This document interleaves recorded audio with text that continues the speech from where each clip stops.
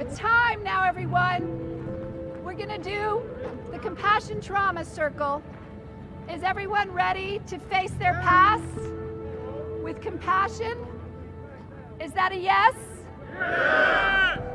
While you were growing up, during your first 18 years of life, if a parent or other adult in the household often or very often would swear at you, insult you, put you down, or humiliate you, step inside the circle.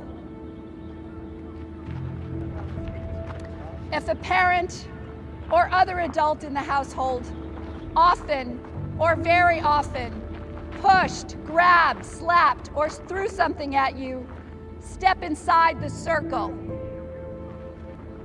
If a parent or other adult in the household often or very often ever hit you so hard that you had marks or were injured, step inside the circle. If you often felt that no one in your family loved you or thought you were important or special, step inside the circle. If your family lived in extreme poverty, step inside the circle. Step inside the circle. Step inside the circle. Step inside the circle.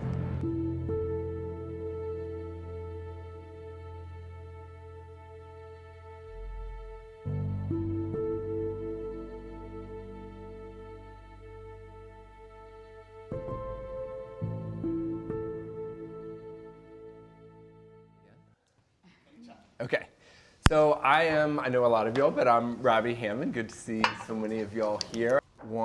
Maybe before we talk about the light inside, I'd also like, so many of my students have said it's been so hard to meditate this week when they feel like they've needed it the most because of all the what's happening out in the world, and I think it is related to what we're going to talk about today. So, but first, Thom Knoles, who's the one that taught me to teach meditation. I met him back in 2009. He's taught over thousands and thousands of people. He's also taught in prison here in the U.S. and in Australia.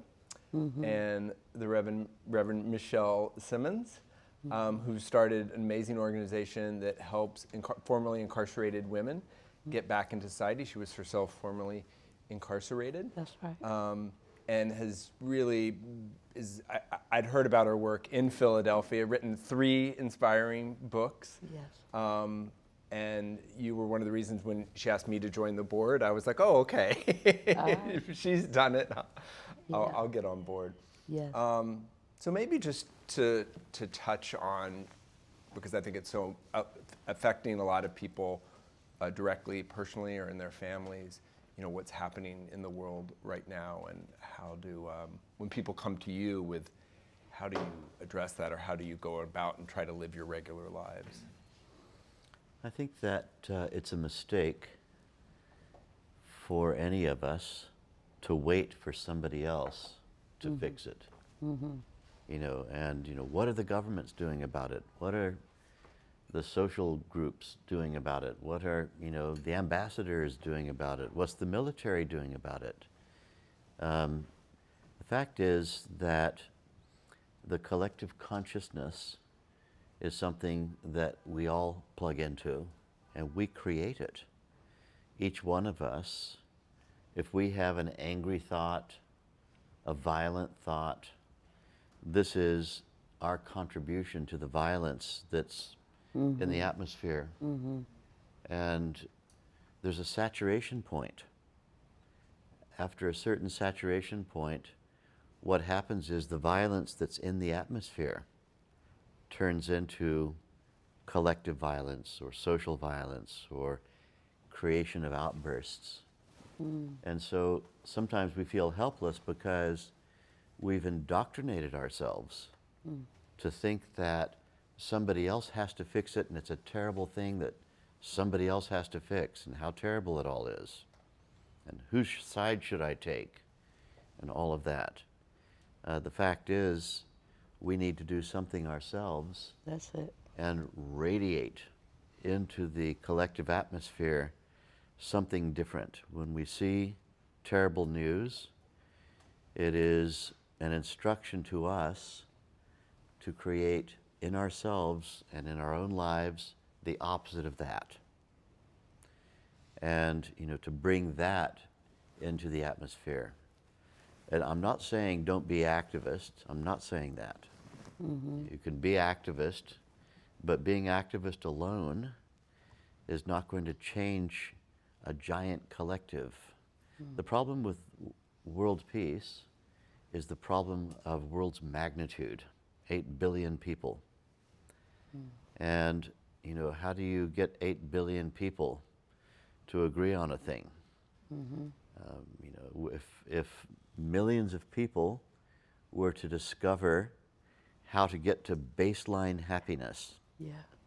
Baseline happiness means I'm happy inside because I can experience my connection, my deep interconnection on that level of being with the whole evolutionary force of the universe. I can feel it. And so I have baseline happiness. My happiness is not waiting for government change. My happiness is not waiting for me to acquire something. My happiness is not waiting for somebody else to behave differently. I think of the world as a forest. If you want a forest to be green, all the individual trees have to be green.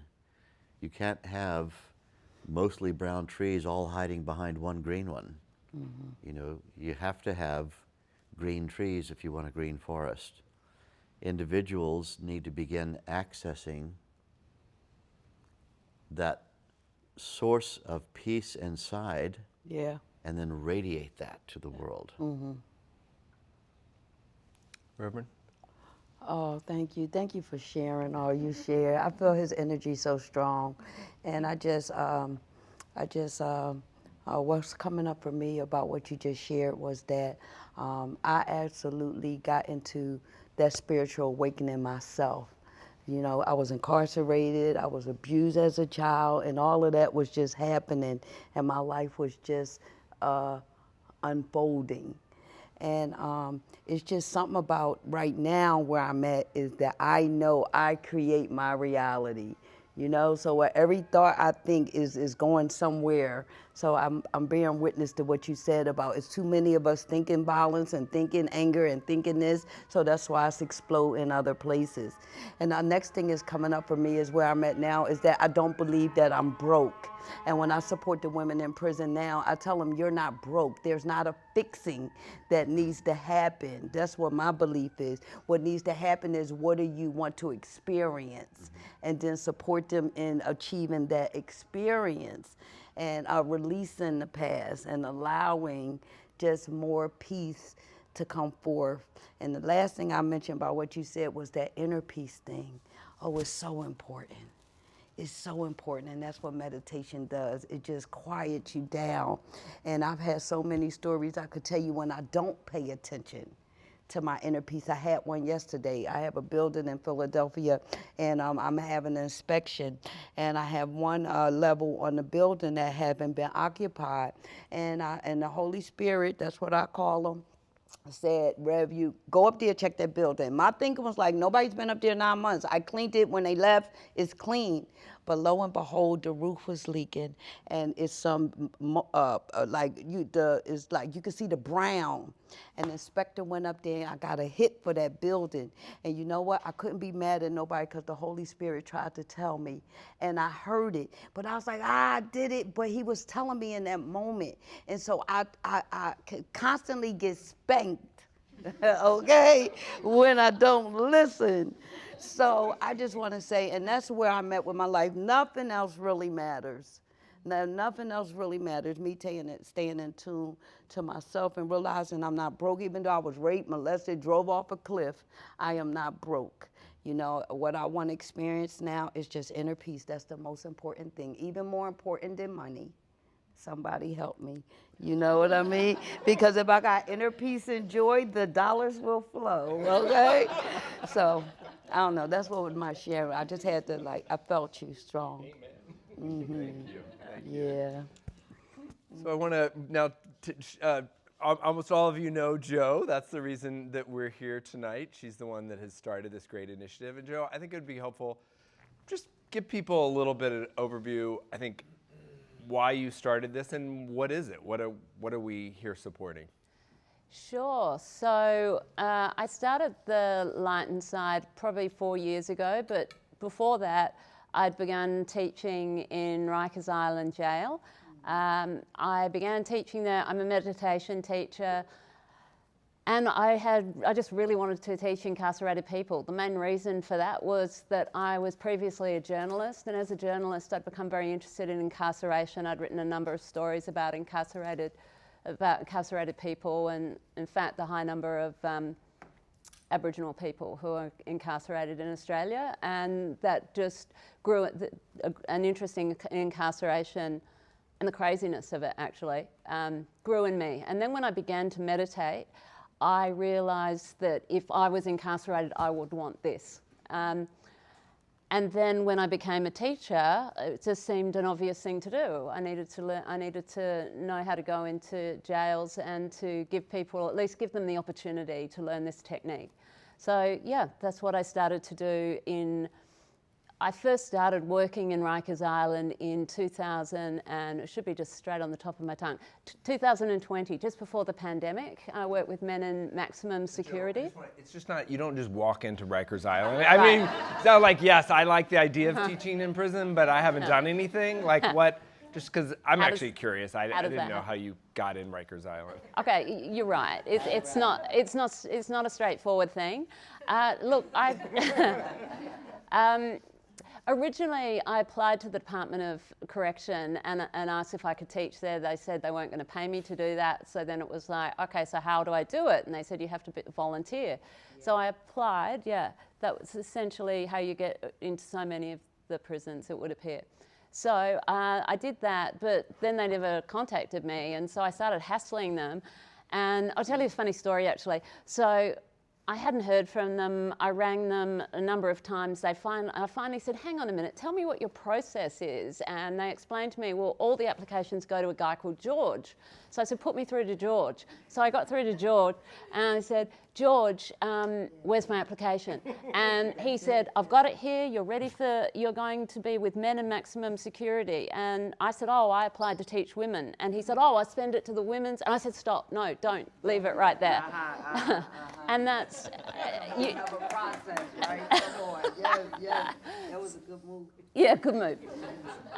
So that was how I ended up in Rikers Island in maximum security with men. I'd actually asked to teach women because I thought I would have more affinity with the women, but I ended up with men in maximum security. Interesting. And then what is the Light Inside? What are you trying to do besides you've been doing this for several years? Yeah. Where do you want it to go? Yeah, thank you. So once I realized that meditation, so it's one thing to think that meditation is good for people. It's a whole other thing for people to think meditation is good for them, you know, and you have to test it. So I went into Rikers Island and these men did want to learn to meditate. So I would go into a housing unit. I would speak to often about 20 to 30 men and I would explain what I would do. About 20 would sign up. Then I would end up with about 10 in the class because there's a whole process by which you decide whether DOC, the department, decides whether or not somebody is allowed to take a program. So I'd end up with about 10 in the class and I began to, not only did they want to learn, they took to it really well. So as a meditation teacher, what you will notice if somebody is meditating correctly is one, are they asking the right questions? Are they indicating to you that they know what they're doing? Basically, so that was happening. And the other thing was often just, people they kind of start to go like this when they're meditating. And this is what all the men were doing. And then they would come back to the class. And so once that started to happen, it was so inspiring to me that I could go into a place, give something to someone that they actually wanted. I thought, well, I have to make this an organisation and we need to make it grow. We need to get other teachers in to support this work. So that's how the Light Inside began. Yeah. And I've also been to Philadelphia and worked with Reverend Michelle's Why Not Prosper, fantastic organisation which we've discussed, organisation sheet. So I worked with some formerly incarcerated women there and we plan to expand that work.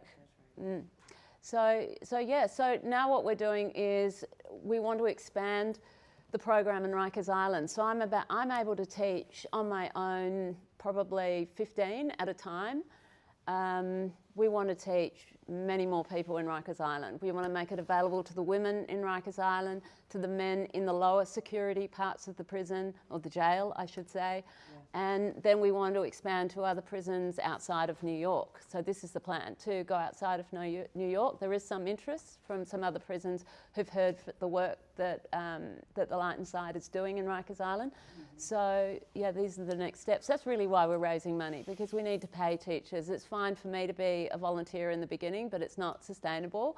And certainly my colleagues, we need to pay them to support this work. Reverend, why were you interested? What appealed to you about what she was doing? Well, first, Joe, thank you so much. You know, it's individuals like you who come into the jail and really come with a heart to see us grow and win. And when I say us, you know, I'm formerly incarcerated. And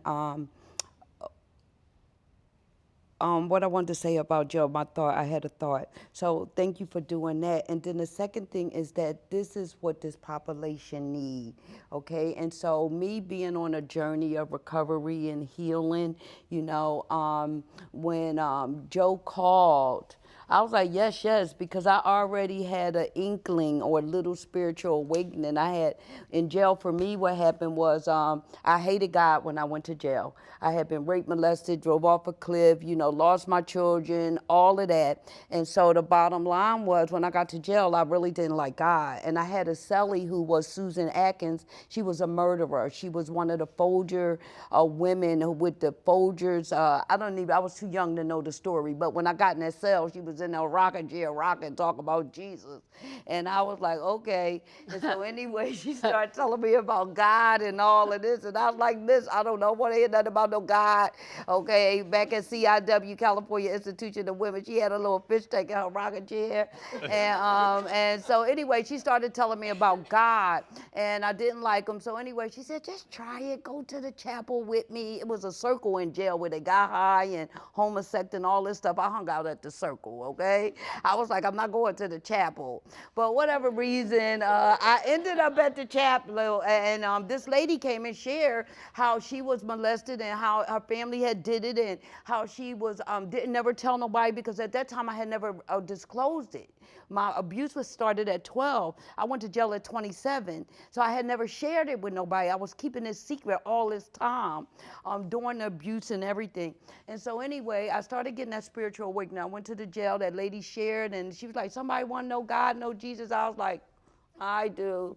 And then I started, she said, go back to your cell and just call his name and ask him for something.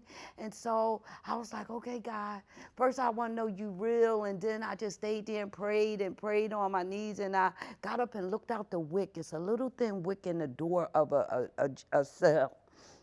And I looked out, and the place just seemed so bright. And I was like, there is a God. And so I just felt it's different. And when I got up off my knees or whatever. And so I think that was my point. Somebody came up and asked me, when did you cross over? I know that was when I first felt God. And so I forgot what the question was, but but the bottom line was the spiritual awakening. I didn't know what I needed, but I knew that I had begun to feel something. Now, this was probably when I had 21 years clean when I met Joe. I have 24 years clean now, but when Joe came, I was already wide open. And see, I already knew that there was something more higher than me, and I started learning about tools and skills to keep my recovery and stay centered. So meditation had came up a lot. And so I never thought I could do it right. It wasn't until Joe came in, she said it's not really right. So I always thought because the little puppy was running across my mind, I wasn't doing it right. I thought because my mind went to everything I had to do, I wasn't doing it right. But when she was like, well, just let the mind do what it's supposed to do, and then the mantra, and I would get there and I'd be asleep. So once I experienced it, you know, and that's what I do at my program, is for women coming from prison. So I'm in the jail working with them, and then when they release, if they don't have nowhere to go home to, they could come to the house. And we have 3 locations there. So the women, they don't know. that's what's going on. So they don't even know. Like I didn't even know that I didn't know. And what that means is that you have to introduce them to things. And so after it put me to sleep, okay, I said this could really be helpful because they got a life full of trauma and abuse and stuff, and really they stuck in that place right there. You know what I mean, Thom? And so this is support them to move forward and get that grounding. So that's how I got started, and that's what I liked about it, because never out of all the meditations I've been doing, I really felt like I was successful in it. And then I went on to Australia with Joe when she had a treat there. And then I learned how to round. And so everything I learned, I bring it back to the women. People think of the women, the formerly incarcerated population, as this abstract people. No, they're just like you, and you. We probably all got some family that been locked up or did some stuff. Okay, maybe not everybody, but we. Well, okay, but the bottom line is they're human beings. I don't look like I used to go to Macy's and steal all the bikes off the rack and take them to my apartment and have a yard sale. But I did, and I went to jail for receiving stolen property. You know, I wanted to get one more that night. And so they're not these abstract people. They're human beings, and they just need the skills and the tools. And so, you know, what's Joe doing is really going to help people to their next level. You know, I'm a master level therapist, and it ain't even about no modalities, y'all. It ain't no Gestalt and CBT and DBT. You know, you could do all those modalities in the world, but until the person start embracing themselves and forgiving themselves and dipping into that and learning how to center themselves, what this meditation does, then they well on their way. And that's what I learned. And when Joe came to say, hey, can I do this here? I said, absolutely. You know, absolutely you can, because they don't know, they don't know. And I'll give you an example about that one more time. When they come in, most of them have been homeless, abused, same type of story like mine. And they trying to, you know, set a new path.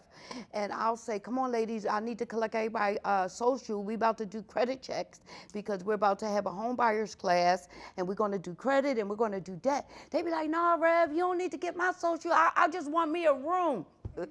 You know what I mean? They don't know, they don't know. So I had to say, girl, if you don't write that Social Security number down so we could get everybody credit checking and see what your credit score is and start to get you in this program, that's what they don't know. And then afterwards, you know, we got 8 of them signed up for Habitat for their own home. But it was that part about getting a social. They don't know, they don't know. And so that's why, you know, having teachers like Joe come and teach them, and I'll take it to the prisons, because the prison really is a setup for saving people. It seemed like the worst place, but prison was my worst story and my best. Mm-hmm. Because it was horrible. I was far from home. I was ending in jail. I got 2 pair of panties and 2 bras, and that's all I got for the whole time. Because I had burnt my mother and burnt my father and burnt everybody. Nobody would pick up my call or send me nothing. So I was indigent. And I was really open and pliable at that time. And that's how they are. And this is a great time to go in there, in that state, and give them these tools and skills. Because like Thom said, if you gotta be your first best teacher. You gotta be your #1 best cheerleader. I gotta be my #1 best cheerleader. And I'm so glad I learned that, embraced that. And this is the things that meditation to teach them. So no matter what happened, no matter what come, they could take a breath and breathe and, you know, just So what were your experiences teaching, and why did you do it? How did you end up? Well, going back before a lot of people in this room were born, but the late 70s, one of the state governments in Australia, in New South Wales, had appointed a very kind of enlightened guy, Tony Vinson, professor of social work, as the director, chairman of the Corrective Services, what do we call it in Australia? Department Commission. Of Corrections, or commission was Yeah, it? it was Corrective Services Commission. I lived in Australia for a long time. Australia was a penal colony to start with. Well, excuse me, indigenous people lived there. Yeah, they took it. And then, exactly. They took it. And then the British came and turned it into a giant prison. And, you know, at that time, prior to Dr. Vinson, jails in Australia, in my opinion, still held the attitude that you were in prison to be punished for whatever it was you did. It wasn't about rehabilitation or, you know, preparing you for going back into society if you ever got paroled. It was about you're in there to be punished. And they were doing it proper. They were, you know, really socking it to the inmates. And it was a place of great fear-based administration. Dr. Vinson came in and said he wanted to revolutionize all this. And he had heard about me on the grapevine, that I was, you know, a meditation teacher who taught thousands of people way back then. And he asked me if he could come in and take my course to see what it was all about. And I taught him to meditate. He said, "Are you willing to go into the toughest prison in the country, which was Goulburn Jail?" And I said, "Yes." He said, "All right, I'll go with you. I'm the commissioner now. They have to do what I say." And we went to Goulburn Jail, a place that was a notorious maximum security, supermax security jail. And in that jail, there was one particular prisoner named Peter Schneidus. You can look this up. Peter was placed inside of a cell that was carved out of the ground in the basement of the prison with a bulletproof glass ceiling over it that guards walked around on. And, you know, he'd killed some people and was a notoriously violent man. The governor of the jail, Mr. Rootley, said to me, "I'll let you teach anywhere in this jail if you can go down in that pit and convince him to learn to meditate." So I went, and the guards had rifles pointed at him with rubber bullets. They opened up the trap door and lowered the ladder. Peter had been down there defecating and throwing the feces at the guards on the glass that were walking above him. So it was pretty smelly down there. And I had to descend the ladder. This was my initial experience teaching in a prison. And say to him, you know, he said, "What are you doing here?" And I said, you know, if I can teach you to meditate, and if you'll agree, they're going to let me teach everybody in the jail. And he said, "All right. All right. You know, I'll learn. If it's going to help everybody in the jail learn to meditate, I'll learn. I'm ready. Start teaching." Okay. So I taught him to meditate. And it had a fantastic effect on him. And, you know, I think the governor of the jail, I'd passed his test, went into, you know, the scariest place in the prison. In Australia, they use the word jail and prison interchangeably. Okay. And they spell jail differently. G-A-O-L, jail. Gee. It's an interesting Commonwealth spelling. Still to this day? Yes. Yeah. Oh, wonderful. And so I began teaching at Goulburn Jail. And then that was such a success. Dr. Vinson, the commissioner, asked me to go to other jails, Long Bay, the largest jail in the Sydney area, Central Industrial Prison, and then to the next state down, Victoria, to a prison that was called Pentridge. It's closed now. But then to its successor prison, Jika. And, you know, even the name Jika strikes fear into the heart of anybody who's going to be going there. Going to Jika, mate. And after building some credibility as a prison's meditation instructor, I had an organization called Freedom Behind Bars. And I like the light inside better. I like the name Light Inside better. But we called it Freedom Behind Bars. I then got in contact with prison governors in the United States.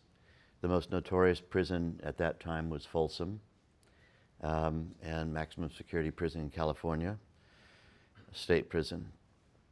Then I went to Lompoc and taught there, and I went to my favorite jail of all, San Quentin.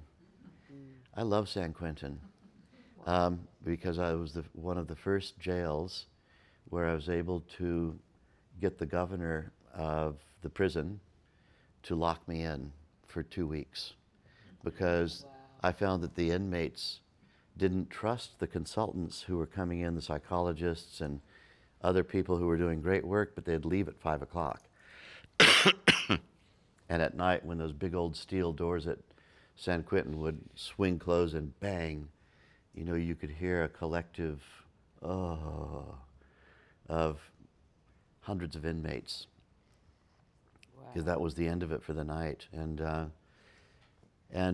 when they realized that I had willingly taken a cell in the place, and you know, you were allowed to have one book, and I had my book from my teacher, Maharishi, and I was sitting in there, and the door closed, and I thought, this reminds me of a cave that I used to sit in the Himalayas in India. It's in a different environment, just outside of San Francisco, San Quentin. It's nice and quiet in here, and this is going to be my meditation cave.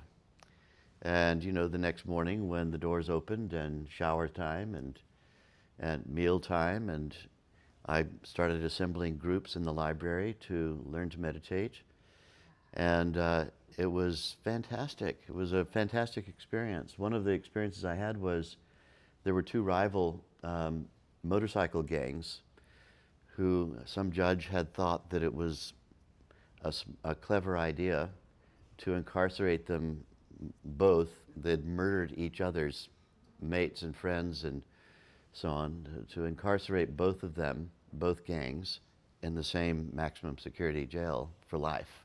Some of them had several life sentences and consecutive life sentences they had to serve. This was in Australia, not in San Quentin. And you might remember the gangs called the Banditos and the Comancheros. Yes. And they were a notorious, violent bike gang that had a big shootout. Anyway, I had the leaders of the Banditos and Comancheros in the library. I'd taught everyone to meditate, individually taught them their mantras, and then I had to say to the whole group, all right, let's meditate.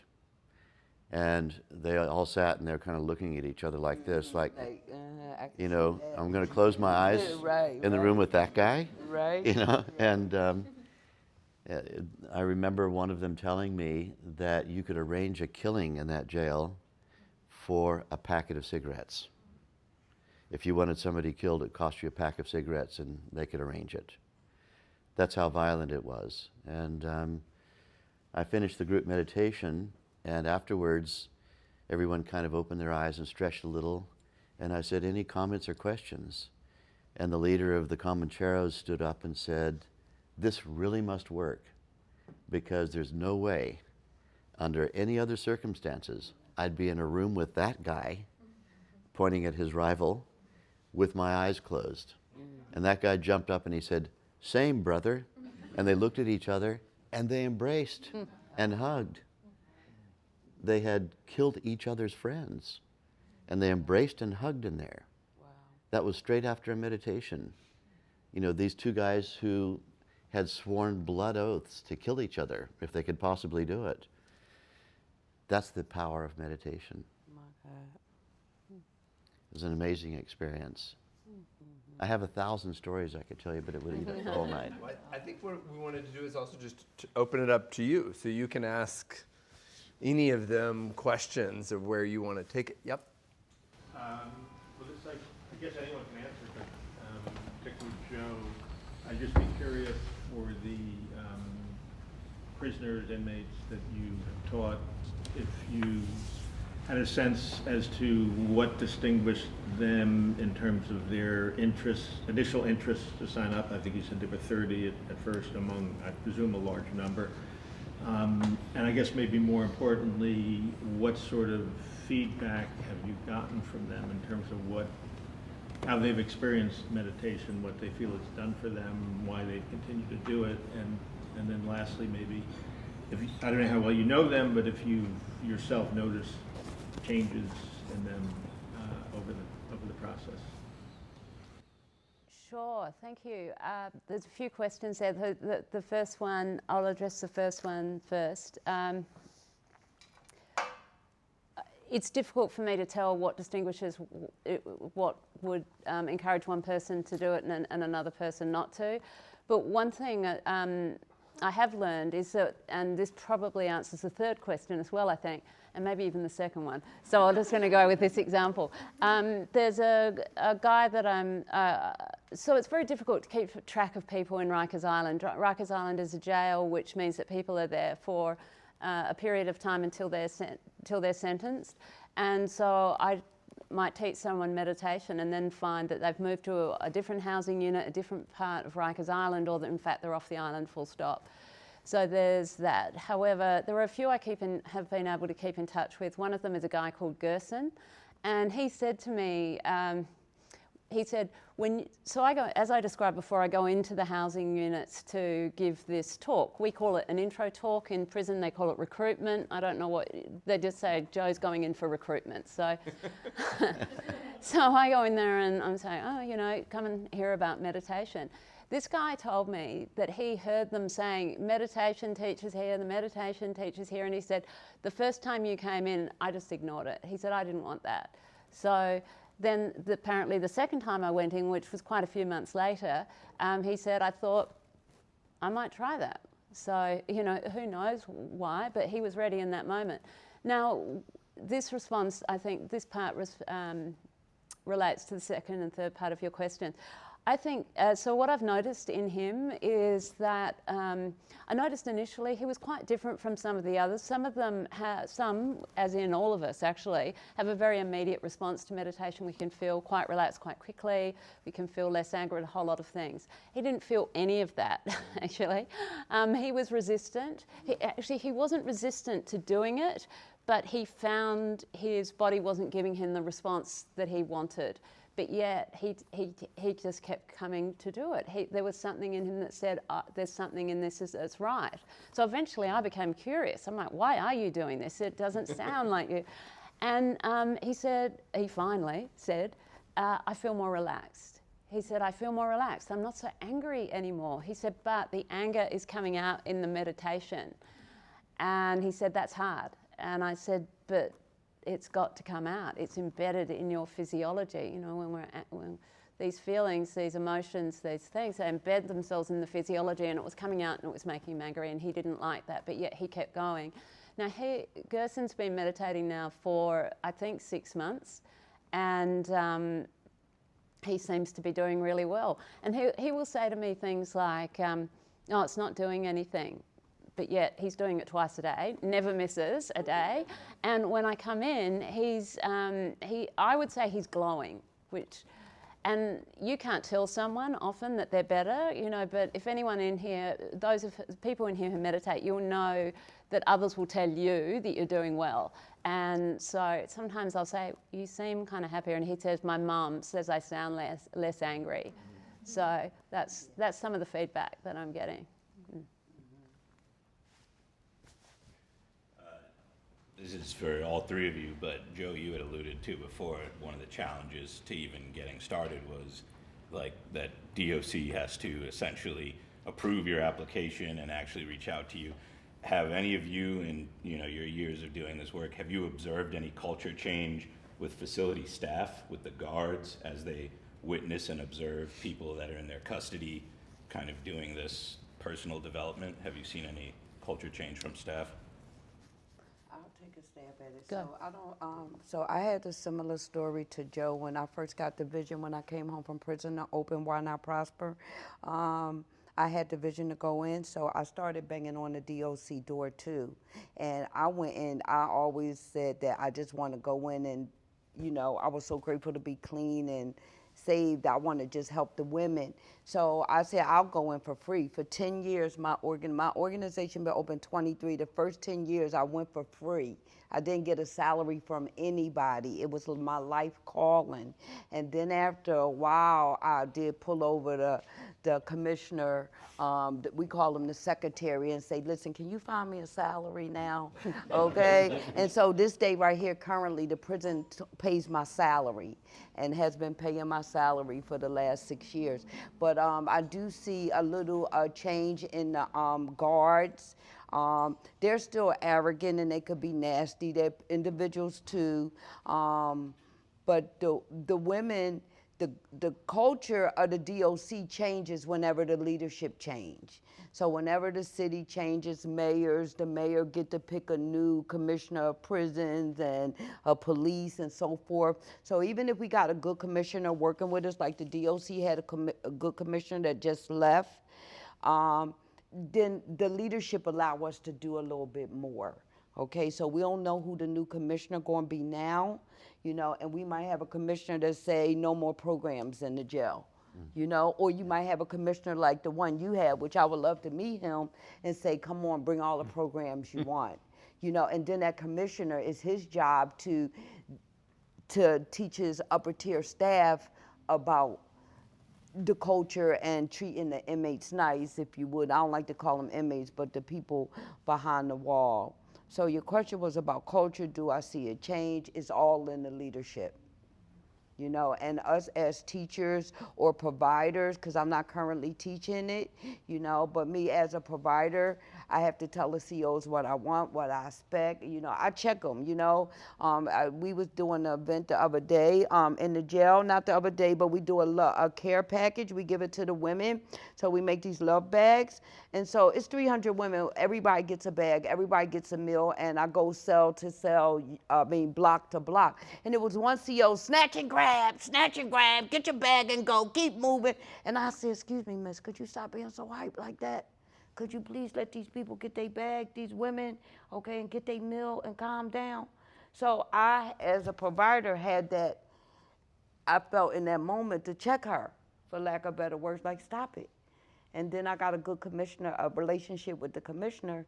So I was like, Bagby, your staff was tripping down there. And then, you know, she won't be on none of my days no more, but you have to, you know, because I tell people in a minute, stop that, or, you know, I'm really verbal. But that's the answer to your question, simply put. You know, it's our responsibility to shift that dynamic. I know when I'm doing a group or whatever, like I just said, some CEOs I don't want to hear, because that energy they bring in there is not conducive to what we're trying to support the population with. I have a comment to your question. I learned pretty early in the piece, in my prison work, that when I was going to a new prison, you know, the antagonists were going to be the prison guards. Because even though the boss said I could teach meditation to the incarcerated people in there,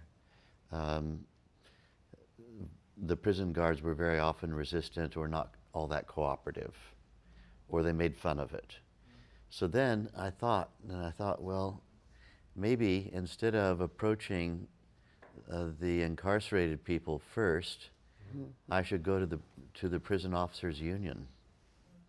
Wow. And not even make it sound like it was a program for inmates, that I was going to make a program for the Prison Officers Union. And I went and started talking to them about, you guys, they were all men in those days, have such stressful jobs, you know, and, you know, we have this fabulous program. We can even, you know, get the union to pay for it and install meditation with you. And, you know, in at least 3 prisons, I got into the prison and got to the inmate population easily because I had got the prison officers meditating. Wow. And then they would say to me at some point, you know, there's a couple of inmates who would really benefit from this. And I say, really? Oh, you think it would work if I taught it to you? Backdoored them. You think it would work if I taught it to the inmates? Yeah, I think so. And then they would all agree, yes, you know. Yes, I said, well, fun. look, if you can get a, you know, on just a hands-up basis, a few people who you think would like to learn it, we can give it a try. And that was, like you said, I was backdooring them, you know. And that ended up becoming my modus operandi, to go to prison guards first and then get the prison guards to suggest to me that I should start teaching the incarcerated people in their jail or their prison. And it worked really well. It worked really well, because then I had, you know, I had people on the inside who were looking out for me and looking out for my program, and, you know, they were kind of busking for me. It was just simple psychology, but it worked in my case. In those days, in those particular settings, it worked. I've actually just been to a corrections officers conference happened to be in South Carolina, and I learned that the corrections officers at this conference are very concerned about their own mental health, and they recognise that it has an impact on the people that they look after, or that they're overseeing. So there's in this conference there was definitely a recognition of the fact that their mental health affects the people that they look after. And I mean, I think quite rightly they're concerned about their mental health, and they indicated an interest in meditation. I feel like there's certainly a change occurring. I think we know in the Western world this is becoming a thing, that people are recognising that mental health is an important aspect of ourselves, you know, that we need to pay attention to it. And this is even reaching some of the most resistant parts of humanity, you know, resistant only because they're there to, not only because, but they're men.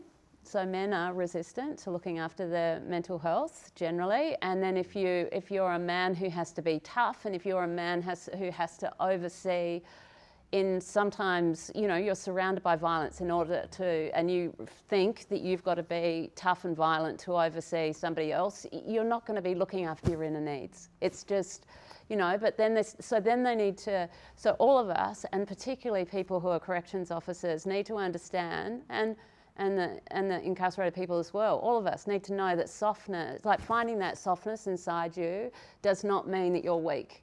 And that's going to be the greatest lesson in our society if we could all learn that. And so, yeah, it really affects corrections officers. And I feel for them. I really feel for them. I think they've got a really tough job. I mean, I hear everything and I see it myself. Yeah. But it's really not that tough, you know. It is a tough job, but my thinking is it's tough, like you just said. If she say it's tough, it's tough. Mm-hmm. You understand? Yeah. And if I don't say nothing's tough, so it's just going to take diligence, okay? And that's my plea to everybody in the room. You know, as a board member, y'all see the work before us. We've already discussed tonight how powerful this could be. You know, there's a whole plethora of people that could benefit. Right now, we're talking about the formerly incarcerated. So I want everybody to go back and talk about where you're going to put on your line item, your budget, okay? For the light inside, because it's going to take work, and you know, we have not because we ask not, right? And so that's really, really important, and I'm not scared to ask about any money. So when money start talking, I say, shut up, money, okay? Let me help these people. Okay, do you get that? That's good right there, ain't it? Because money will say, oh, we got to pay this. Oh, we got to pay that. Oh, we got to go to the Chinese store. Oh, we got to go to Target. Money will start telling you all what it got to do. But listen, you understand me? But listen, when we leave here today, I really want y'all to go, this is what we're here for, fundraiser. And Joe didn't tell me to say this, okay? But I'm saying we really got a whole plethora of people to support. And meditation is our role in to help our community, to help this population, to rebuild families, to rebuild bridges. You know, it starts with that one individual. And the women is really important because, you know, girls rule the world, right? Okay, and so, you know, helping the mothers is supporting the children. And so it's a big line that will go across and it can be knit quite nicely, you know, with the support of us all. You know, it really got to be the support. You know, Joe is committed, and that's what you need, a committed person with, you know, with money is not the main thing, but we need, you know, money answer everything, okay? And so we got a whole big, you know, society out there, you know, to teach meditation to, you know. We got to get our thousands like Mr. Thom right here. So, and how you can do, there's a QR code. So a lot of y'all already made a gift. Yeah. You know, if you feel Thank you. inspired, it does make a difference. If you would think about making another gift, I will go home and make another gift, just because, you know, hearing it from you all, just it's just very moving. And again, to Tom's point about what can we actually do? Yes. This is something, I mean, we can do our own meditation twice a day. This is something we can do that really makes a big difference. So the other thing that we need is other donors. So, you know, telling your friends about this and passing it along. Organizations that you think might want to support, or foundations, another way to help. Yeah, the light inside. Joe, what else do you need from people? I want everyone to know about, as many people as possible to know about the organisation. So I just would, I want them to know about the light inside. Say it over and over. The light inside. The light inside. You people got to hear it 7 times. The light inside. Light inside. You understand? But they get it good in their soul. So yeah, it would be great if you share the emails that everybody will receive an email after this. You also receive a copy of the video that that Billy's creating, and if you can forward that to somebody else and encourage them, tell them it's great. You know, tell them how To sign up for your important it is. email newsletter, because that's a helpful way. That's a good idea. To sign up for the email themselves. That would be awesome. Yes. I'm just curious the format of the teaching. I mean, having taken Thom Knoles' wonderful course, intensive course, how do you teach in the prisons? Is it a weekly, or is it a 4-session? It's the same way. Same way, okay. So for those who haven't learned to meditate in this tradition, it's a 4-class course. It's always preceded by an intro talk or recruitment, as they like to call it in Rikers Island. Recruit. So always have recruitment, because, see, this is how I talk now. We always have the intro talk because it's really important that people understand what they're going to experience, and they need to make that choice knowingly. So we have, that's the first day, and then the 4 following days are classes. First day they receive a mantra, and the next 4 days are all, and they learn the steps and how to use it on that day. And then the next few days are really consolidating what they've learned. They also learn about stress. They learn a number of things about the physiology that, you know, often they're really actually fascinated by stress, because stress is such a common word that's used these days, but people don't really understand exactly what it is. They just know they're stressed. What is it exactly? Oh, it's in my body. It's actually in my physiology, and this removes it. That's profound, and they get that. People get that. Yeah, so it's the same course. And how long does it take you to get to Rikers Island? A long time. Well, just tell the story of how I get there each day? Yeah, I mean, it's just an interesting... Yeah. Well, I mean, I think it's really interesting for the people who have to visit people in Rikers Island. You know, Rikers Island, as you probably know, is in Queens. It's in between the Bronx and Brooklyn and Manhattan. I take a subway that takes a long time. The whole trip from my place to the place I actually walk into is, it's always 2 hours at least, sometimes longer, and it involves 2 buses and 1 subway.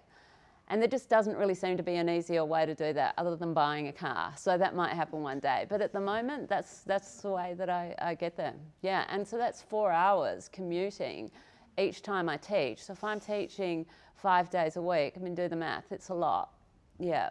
And how many days, the percentage of days do you get turned away? Because that seems to be a chronic thing that happens as well. Yeah, that does happen. When you get there, it's like 5% of the time you get there and they're like, sorry, you can't come in today, or something's happened. Yeah. Suzanne's my very good friend and she hears about this a lot. So I'll be on the phone and tell her what's happened, which essentially what happens is that I don't know if all prisons are like this because I just know Rikers Island very well, but this jail closes down it would appear to me randomly, but it's always involved, it's always because of violence. The place will close down, so I'll get there to teach and I won't get any further.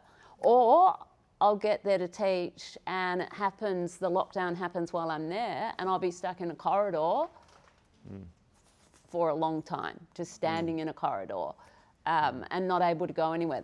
All the doors, all the things slam around you and then no one tells me. I mean, I feel like I'm treated very well in Rikers Island, but in that situation, no one will really tell me what's going on. So I'm just like, well, how long is this going to be? And, it's a different workplace, that is for sure.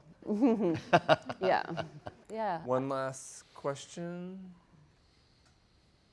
Hi, I'm just wondering, is there anything fundamentally different about the way you teach in a prison than the way you teach outside the prison? I mean, it's fundamentally the same. I mean, it's the same course. How about superficially then? Superficially? Well, I mean, for example, Thom uses metaphors that probably appeal to middle class, upper middle class people. Do you use a totally different set of metaphors? That's an interesting question because I find that interesting because, I mean, a white woman, I'm middle-aged, Australian, lots of cultural differences, and so my jokes do not work. Quite seriously, they don't. And so I found just speaking directly, and that, well, does it work? I think it works. Somebody said to me before I started working in there, a guy in the prison, I don't know who he was, I think he was a lawyer or something, he said basically don't BS with people. Yeah, don't play yourself. Yeah. Authenticity. Yeah, just be straight up. Yeah, they recognize the bull crap. Yeah. Now, I probably do when I'm teaching people outside. I probably tell more jokes and I probably try to just massage it a bit. I don't know. And with this, I just don't because it just falls flat. I've got nowhere to go. And it's just, this is what I do. This is how I teach it. If you want to be part of it, this is the impact it will have on you. Yeah, and I just do that. And that's what it is, yeah. Sometimes I'm allowed to take flowers in there, and which is beautiful because that is part of our tradition, and sometimes I'm not, and there are various reasons for that. But there are security reasons, so we don't need to go into the security reasons. I think they're pretty obvious, but they think that you can smuggle things in flowers.